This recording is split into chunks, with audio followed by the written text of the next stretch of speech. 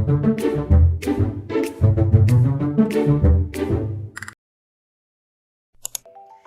name, Nur Shazli Miti Suhaimi. Hi, Assalamualaikum. My name is Sharifah Nurkisina binti Said Muhammad Nasir. Hi, I'm Nurul Auchimardia binti Abdurrahman from AC220. Hello, my name is Nur Shakira binti Mamasi.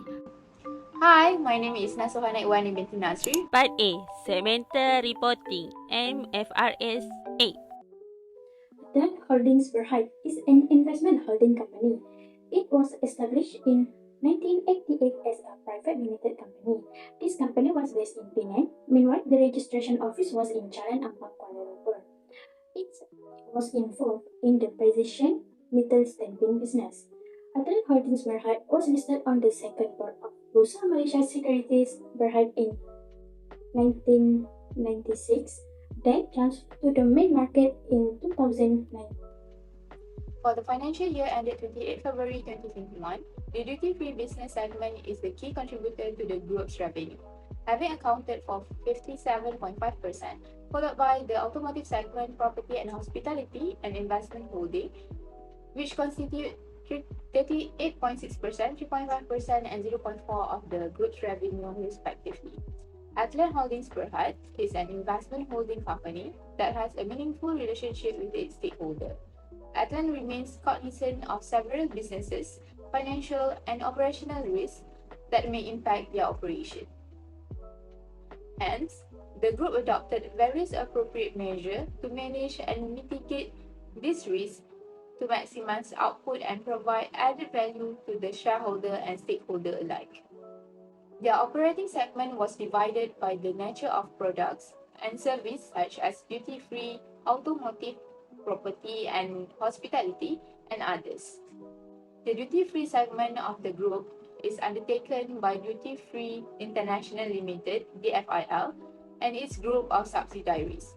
DFIL listed on the main board of Singapore Exchange Security Trading Limited, which is the leading duty-free retailer in Malaysia with an operating history of over 40 years.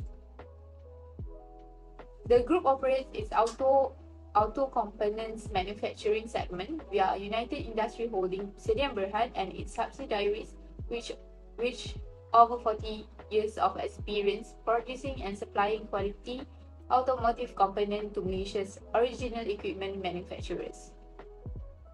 Other than that, Atlan owns two properties strategically located in Kuala Lumpur City called Menara Atlan and 23-story apartment.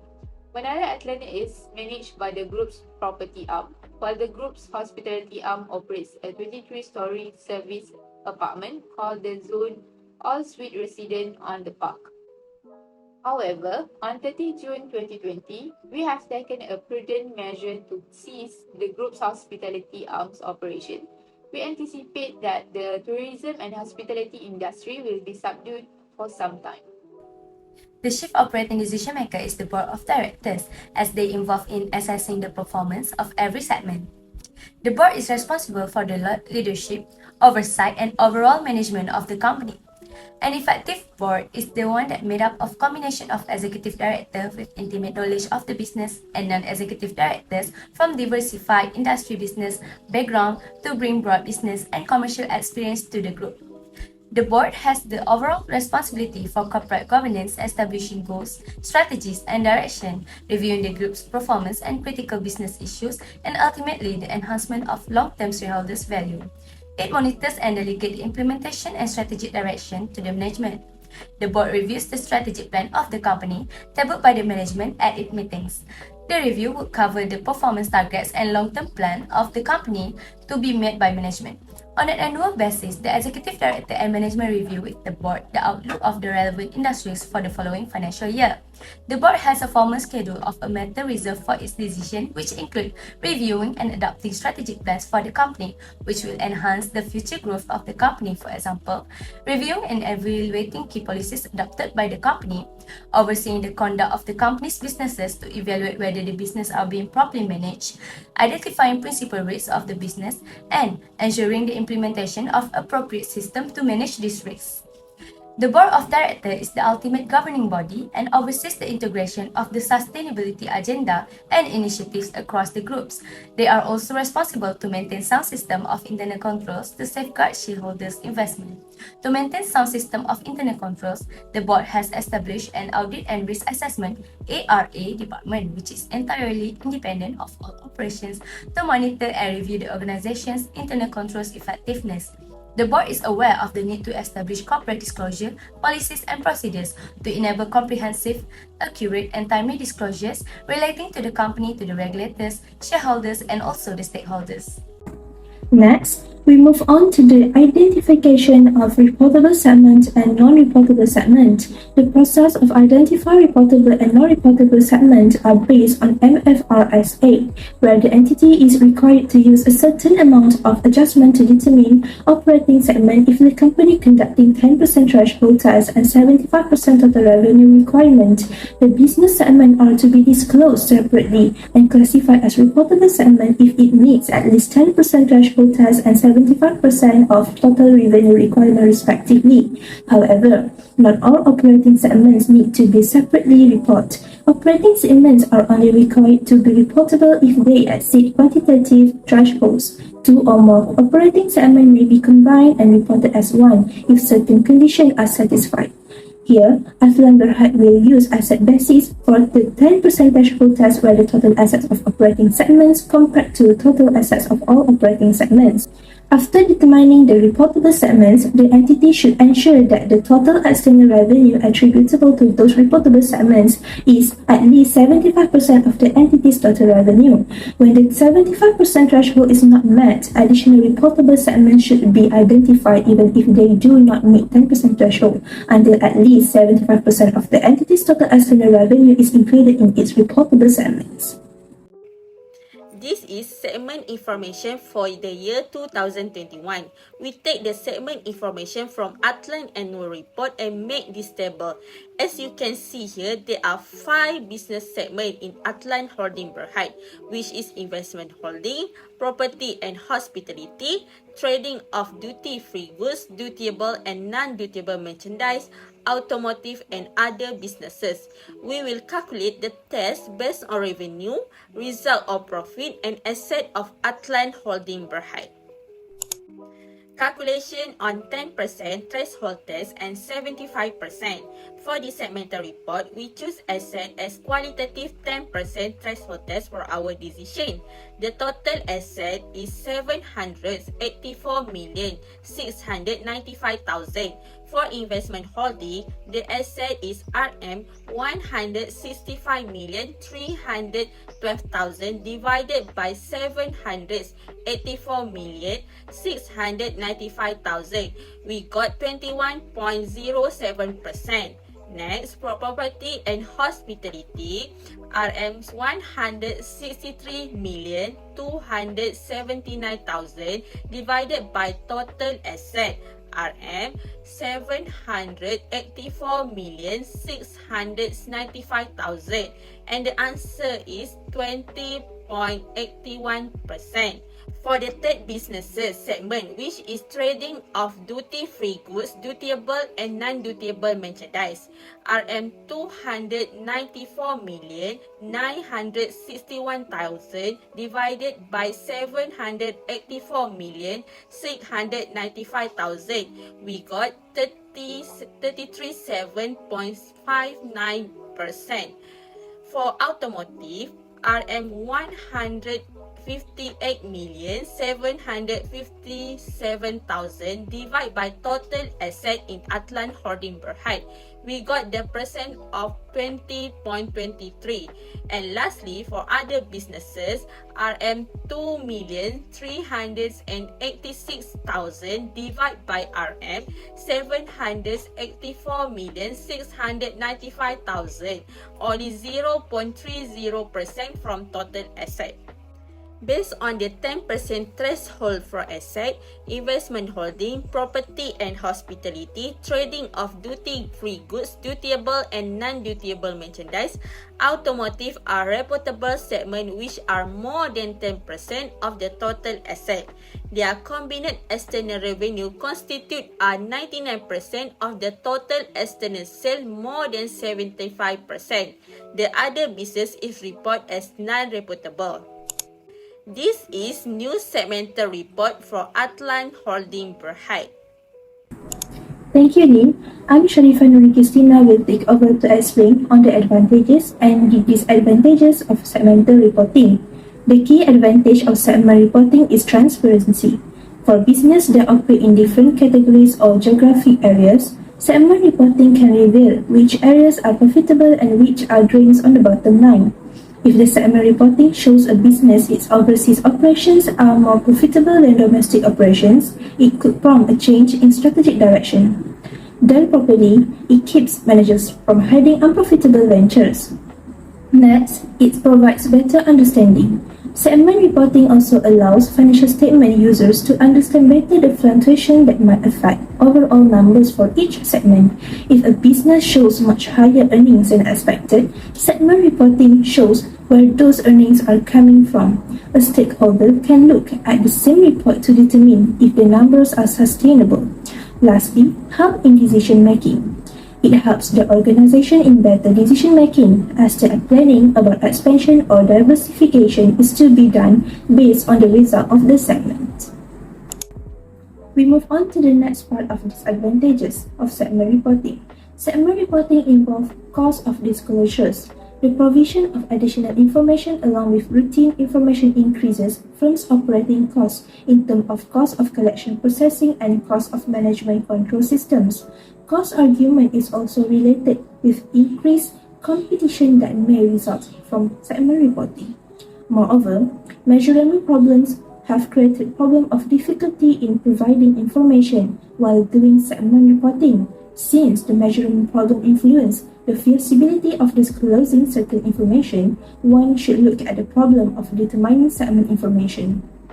If we look upon profit and loss account statement, we immediately run into trouble with the sales figure, particularly inter-segment sales. And lastly, problem of misinterpretations. In case of inclusion of inter-segment transfers of sales, it leads to misinterpretation by user groups if the segment sales figures are larger than the consolidated sales figures. Besides the sale figure, another problem arises is the determination of segment cost. However, it is very easy to determine traceable costs of a segment, but the real problem arises in determining share of segment cost out of a common cost incurred on two or more segments. Part B. Interim Report MFRS 134. The company is a public limited liability company incorporated and domiciled in Malaysia and is listed on the Bursa Malaysia Securities Berhad. There have been no significant changes in the nature of the principal activities during the financial year. Atlan Holdings Berhad financial statements have been prepared in accordance with Malaysian Financial Reporting Standards (MFRS), International Financial Reporting Standards (IFRS), and the requirements of the Companies Act 2016 in Malaysia. The accounting policies adopted are consistent with those of the previous financial year, but there are some amendments made which give significant and insignificant impact. The financial statements have been prepared on a historical cost basis, except as disclosed in the accounting policies stated in the report. The financial statements are presented in Ringgit Malaysia (RM) and all values are rounded to the nearest thousand, except when otherwise indicated.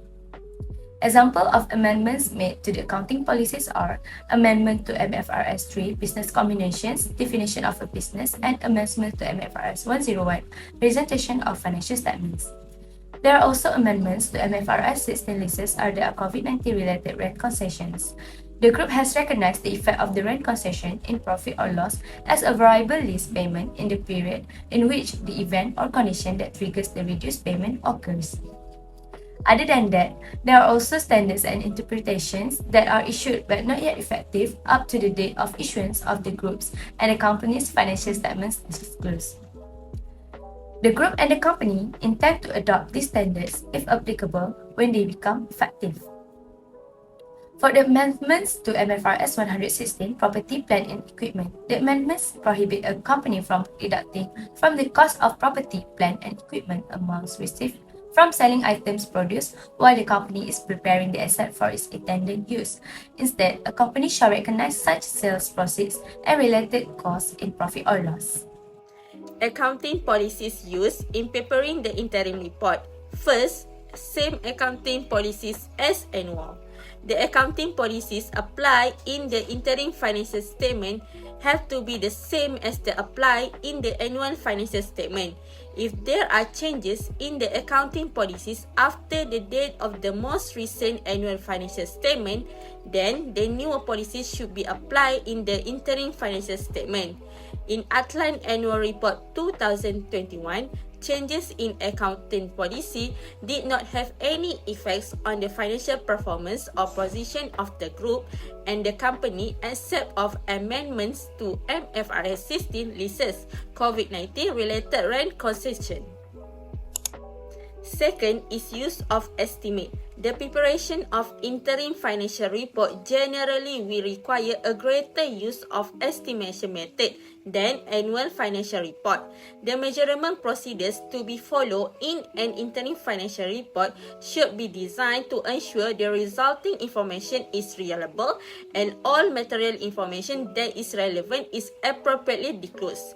For example, for provision in Atlan Annual Report 2021, provisions are reviewed at each reporting date and adjusted to reflect the current best estimate. If it is no longer probable that an outflow of economic resources be required to settle the obligation, the provision is reversed. Next, we move on to the types of interim reports. The company can choose to either present complete set of financial statements as prescribed in MFRS 101 or provide a condensed set of financial statements. In this regard, Atlan Holdings Berhad chose to publish a set of condensed financial statements in its interim financial report that include 5 components that consist of statement of financial position, statement of profit or loss and other comprehensive income, statement of changes in equity, statement of cash flows and selected explanatory notes. A company may choose to prepare interim report half-yearly or quarterly. Atlan Holdings Berhad prepared its interim report quarterly starting from 1st June 2020 to 30th August 2020. Next, I would like Augie to present the next slide. Reporting period for interim financial statement generally can be half-yearly or quarterly report. Current period, year-to-date and comparative usually cover in the reports. As for Atlan Holding Berhad, the performance of operation business for the financial year ended 28 February 2020, unless it was stated otherwise. So, for the financial performance was started at 1 March 2020. The current interim reporting period for statement of financial position of Atlan Holdings Berhad is 3 months, which is it began from 1 January 2020 to 31 August 2020. The comparative end of the year period of reporting is 12 months. It starting at 1 March 2020 to 28 February 2021. The statements of profit or loss and other comprehensive income starting from 1 June 2020 till 31 August 2020 as for the current interim for the 3 months long.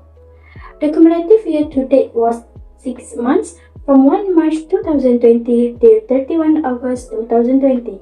Meanwhile, for the comparative interim, the reporting period is 3 months starting from 1 June 2019 till 31 August 2019. As for the cumulative year-to-date, the reporting period is 6 months from 1 March 2019 to 31 August 2019.